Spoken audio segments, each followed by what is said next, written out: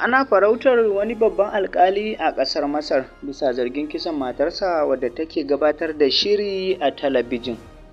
Mai shari'ar da ake zargi ya bayar da rahoton matar tasa ta ɓace a wani kanti kusa da babban birnin Alƙahira makonni 3 da suka gabata. A wata sanarwa, ofishin mai gabatar da ƙara na ƙasar ya ce wani mutum da ake ganin yana yi wa alƙalin aiki ne ya jagoranci hukumomi zuwa gidan gonar da aka tsinci gawar Shaima Jamal. Alƙalin Ayman Hajjaj na cikin majalisar ƙoli ta ƙasar Masar, wadda tuni ta cire masa rigar kariya. An bayar da sammacin kama shi a duk inda yake a faɗin duniya, yayin da a kwanakin nan ya samu izinin shiga ƙasar Poland da kuma Canada. Alƙaluma sun nuna cewa kashi 1/3 na mata a ƙasar Masar na fuskantar cin zarafi a gidajensu na aure.